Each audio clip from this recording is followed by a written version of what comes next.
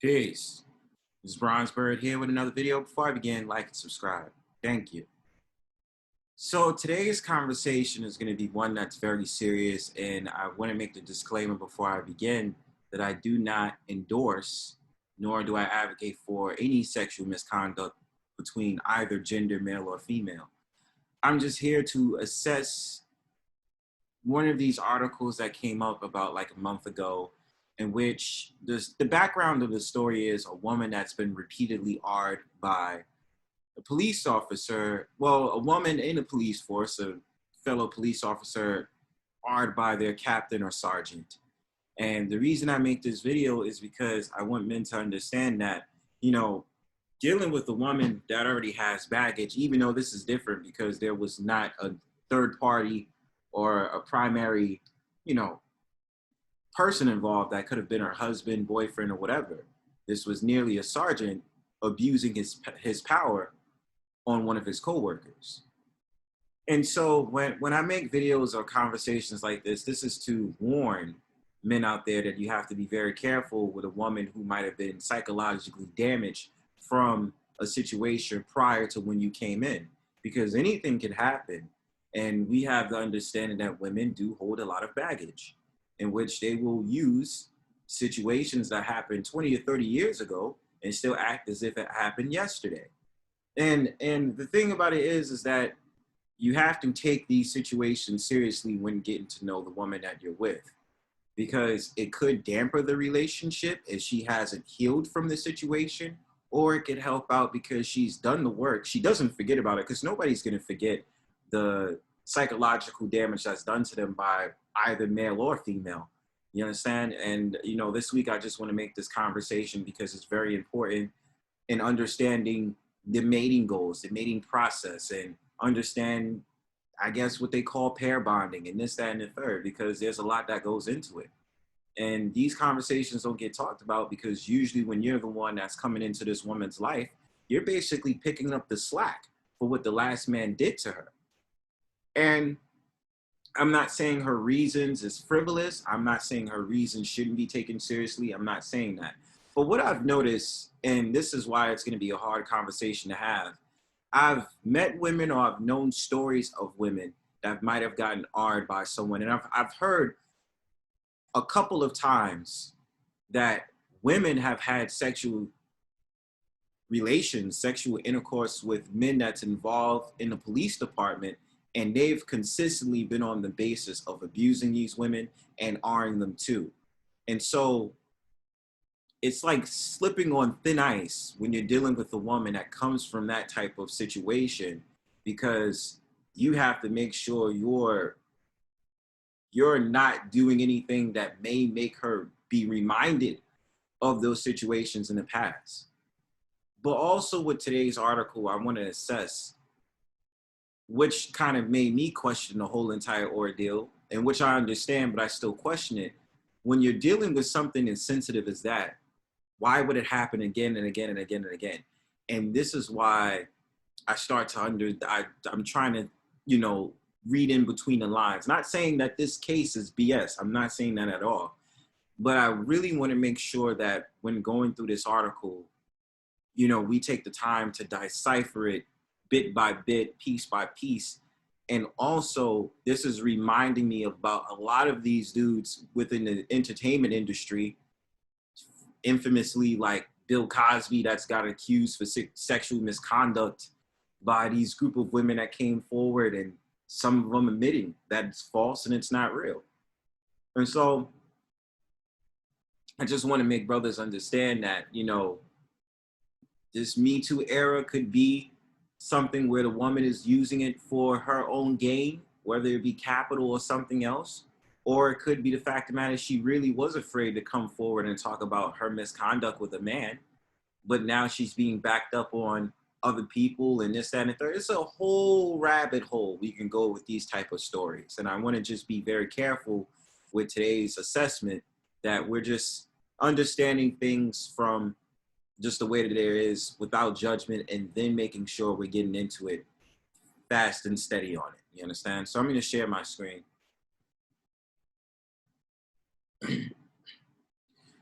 So it says, Retired cop says NYPD boss repeatedly AR'd her at Yankee Stadium. Lawsuit.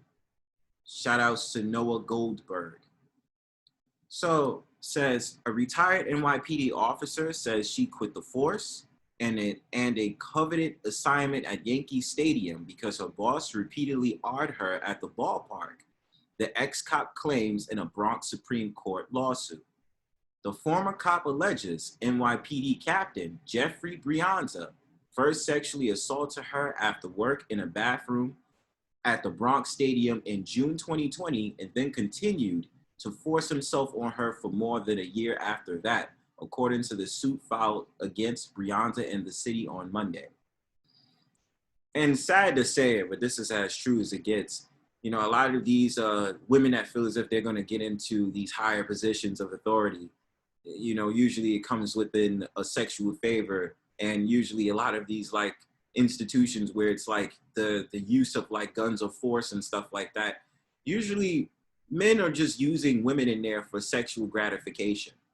I hate to say that, but I've noticed that for a while. Even though I've never been involved in any of those types of careers, I just have noticed that a lot of these cases and, you know, stories within that realm, it seems to be more of those like stories that happens. And, you know, even if you go in the workforce, there's always this sexual misconduct, but more aggressive when it comes to things like the NYPD or the army, the military, whatever we want to call it, things like that. You understand? There were times when I used to feel like it's unending. The ex-cop who asked to remain anonymous told the Daily News, I would cry a lot of times. I would just wonder, how am I going to get out of this? I saw no end. I felt so stuck. I just felt so worthless and without any purpose. And so this is the Captain Jeffrey Brianza. You know, that's the guy they have in the photo right there. The 47-year-old woman said she was working at the 50th precinct in Riverdale when she was offered a spot on the Yankee Stadium detail in March 2020. When the 20-year veteran started the stadium detail, Captain Brianza took her under his wing, she said. But Brianza, 48, soon turned the woman into his personal driver, insisted she run errands with him, she told the news. 3 months into her time at the stadium, she said she noticed someone lurking behind her while she was washing her hands in the bathroom, according to the suit. He grabbed me from behind around my waist, the retiree recalled. I grabbed him and I was peeling his hands from around my waist, and I felt his grip tightening, and at the point I realized what he was doing. So I said no. He said yes. And the thing about it is, in this society, as much as, you know, I do agree that there are men of higher authority that will take their idea that they use the aggressive force against a woman. But, you know, like I said, a lot of these professions do it, unfortunately. A lot of these political positions as well, where, you know, anybody of higher authority will use their force sexually against someone in order for them to, you know, class them as their favorite or just, you know, sexually abuse them and torment them. You understand? You know, it's stuff I see, you know what I mean? But, you know, that's why you have to, that's when cases become serious like that. And if I was in her shoes, automatically I would be looking to go to a different precinct or be transferred into a different department when I have to deal with that man. I've heard so many cases of men you know, using forces against women. And look, listen, this is just the reality of the world. You have bad apples, but you have to make sure that, you know, as a man, you are not going ahead and doing the same things. You have to be mature. There's certain men out there that know that they could use that against their coworker and know that the coworker is going to be all scared and they're going to tighten them into this position where they feel like they have to give themselves up in order to keep their job or feel as if they have to give up their innocence. Just sad, but that's just how it is in this society. The woman alleges Brianza forced her to perform oral sex on him, then pushed her up against a sink and AR'd her, the lawsuit details. Afterward, he left without a word, the mother of 3 said. I was afraid. There was a lot of things going through my head. I was kind of blaming myself, like maybe I could have yelled louder. she explained. And that's the whole entire thing about these psychological battles that, anybody, male or female, could use against someone that they particularly want to target for sexual acts, in which they know that once they've been able to get rid of that innocence by making them do things like oral sex in that matter, that quickly they're going to they've already got them targeted and trapped. And, this is stuff that I do want to dig deep into, because whether you're talking sex magic, if we're getting into more of that realm of the spiritual realm of things, or just understanding the psychological battles, especially with someone who may be a narcissist, that's their whole plan and target goal. Their goal is to entrap you. And, you know, so that when they go ahead and do it again and again and again, you become numb to it, even though you don't want to do it, because they have you in a compromised position based upon their authority over you. Days later, the woman claimed Brianza called her into his office, asked her if she told anyone about what happened in the bathroom, and said she could get into trouble. Everyone thinks he's a great guy. Everyone loves him. I was new to the stadium. The woman said, I was afraid to say anything because he's the captain. Again, that's going over the fact of the matter that the captain is in a higher position than that woman. So he's going to use that to his advantage over her. The alleged abuse continued, with Brianza forcing her to perform oral sex on him in his office or in her car, sometimes more than once a day, the lawsuit alleges. And it's very difficult to break this down, because the thing about it is, I always say to the point, yeah, you're in a compromising position, but the fact of the matter, if you've done it more than once, it kind of questions, to my mind, you let it happen and you continuously happen, even though you didn't want to do it. You have every right to sit up there and say, no, we're not doing this. So in certain aspects, when certain things happen by men, certain aspects happen to women from men, I do understand the plight on seeking treatment in this, that, and the third, but in this society, there's a lot of things in a woman's favor to not be abused in this, that, and third. Back in the olden days, it wasn't like that. You had to just basically take it. And I understand on certain aspects, yes, I get it. But it's certain things you have to question. It's certain things like, okay, if you knew that was going to happen, why did you continue? Is it because you didn't want to lose your job? Is it because you didn't want to lose the post? They will offer you a higher position to get paid more money, to be abused like that, and you just felt as if, like, let me just do it so I can appease him. Like things like that you have to question. If she made herself unavailable for sexual attacks, the suit says Brianza would give her less desirable assignments that he referred to as piece of posts, the legal documents reveal. Of course, this is all just a psychological game. He knows that if he can't get what he wants, which is sex from that woman, he's going to go ahead and take it beyond himself to target her financially, so that she will give in to him. You know what I'm saying? During the 7th inning of one Yankees game, the woman claims that instead of taking her position outside to prepare for the end of the game, Brianza made her stay in his office.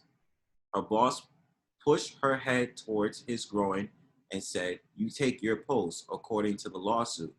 Supervisors in the NYPD have to stop viewing their subordinates as potential sex slaves, the woman's lawyer, Fred, said. And the thing about it is that, again, going to my point, already understanding stories like this, there's too many times I've heard, whether it be heterosexual or homosexual sexual relationships from NYPD sergeants or whatever and stuff like that, they do use aggressive force against their targets. I've heard things like that.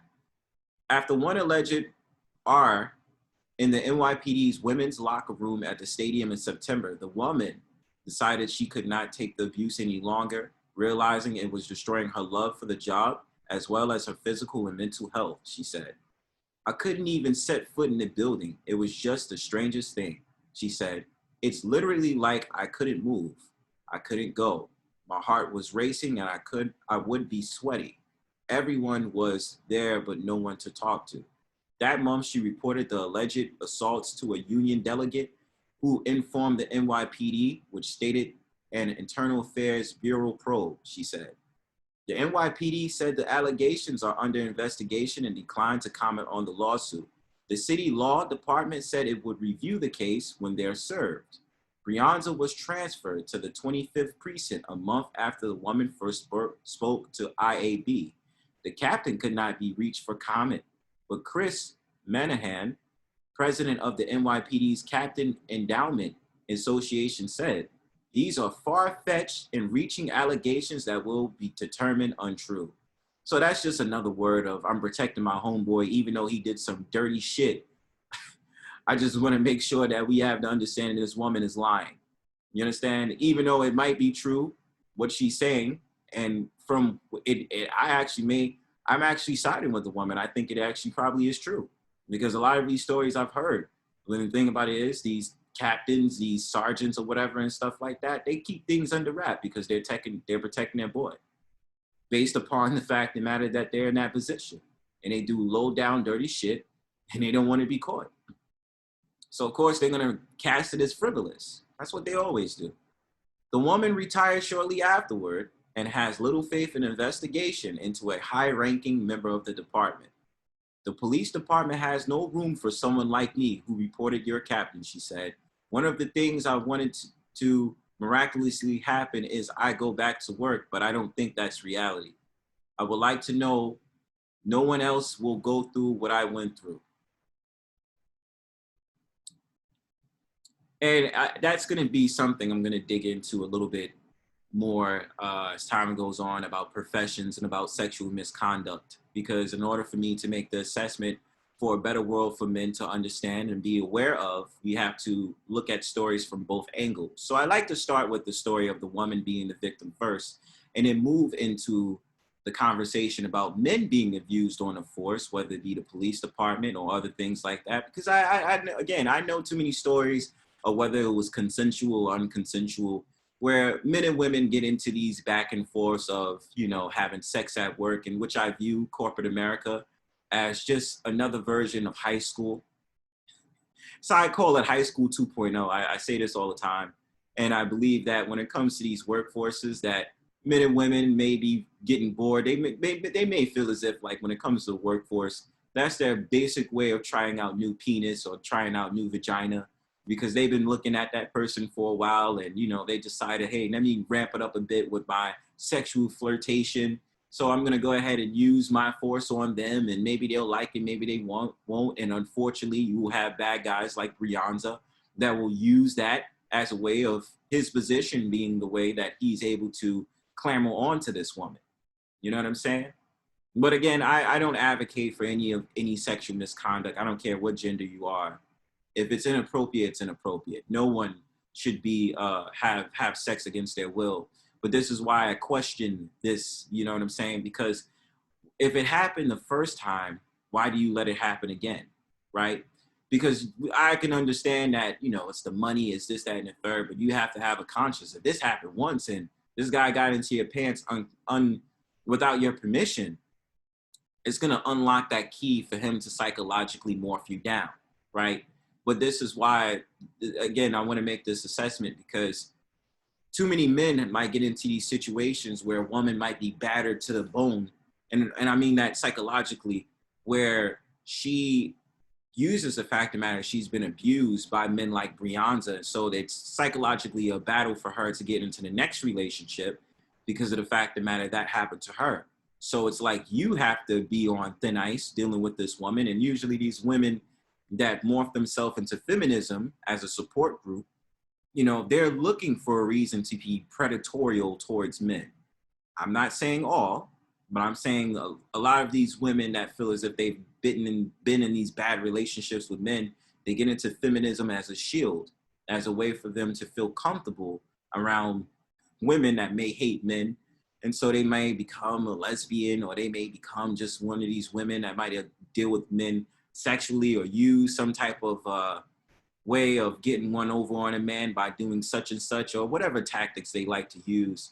And so I use this because I've known situations with women that came forward and they have no problem being open with a man. Oh yeah, I've been sexually abused. I've been awed by a man and this, that, and the third. But here it is. They're sexually they're coming up to you sexually and they're being strong with their sexual pursuits. And if you give in, then they can go ahead and remix it and said that you've done something without your consent to her, their consent to you. You know, there's a lot of ways of breaking this down. And this wasn't me trying to remix the story to reach a certain narrative and try to blame the woman. But, you know, these are things that we need to talk about in order to assess whether man or woman, the type of field that you're getting into. And I make this video about baggage, about the fact of the matter that mental blockage, especially when a lot of these people like to talk about the dating scenes. These are the ugly topics we need to explore, because those are the things that's going to make you understand the person that you're dealing with, you know? So I just want to make that on that odds. And again, before I end the video, this is a disclaimer to say I do not advocate, I do not believe in sexual misconduct. I believe that it's wrong. I do not will ever think it's okay for a man or woman to use misconduct against the person that they want to pursue or have an interest in. Keep things to yourself, your hands to yourself, your penis to yourself, your vagina to yourself, whatever have you. Stay tuned for the next video. We're going to explore the woman's side of things. Peace.